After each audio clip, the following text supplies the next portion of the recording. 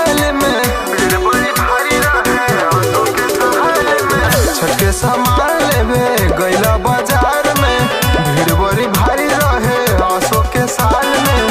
ओनिए लगा देला बेरिया हो बेरिया हो। छठ घाटे जात बानी सब हेती वैया बीतल जाता समैया हो। छठ घाटे जात बानी सब हेती वैया बीतल जाता समैया हो। बीतल जाता समैया हो। बीतल जाता समैया हो।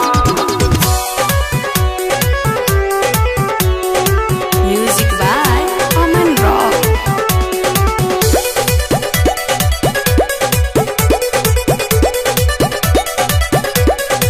लादी गंगा जल हो सुना सुना फल हो जोड़े जोड़े नरियल चुनरिया ए राजा जी मंगाई हो देता ना कि असरा पुराई हो देता ना कि असरा पुराई हो देता ना।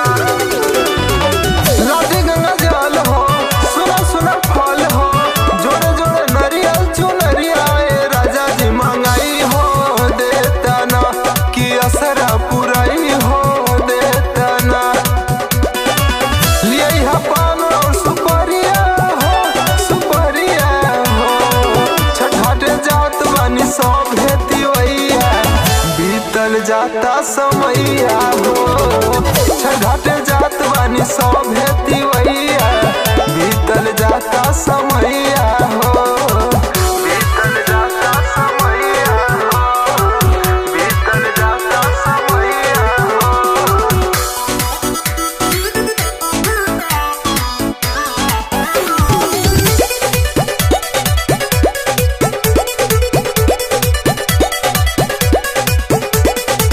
कुली सामान हो भुलिया जान हो रखिया खयाल तोह राजा जी कवन कवन फल लागेला कि कवन छठी माई के भावेला कि कवन छठी माई के भावेला।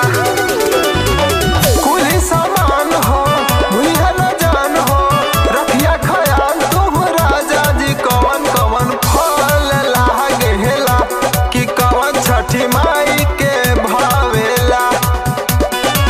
सुनील बेमनसी मांझा बतिया हो अरे बतिया हो। छठ घाटे जात बानी सब हेती वैया बीतल जाता समैया हो। छठ घाटे जात बानी सब हेती वैया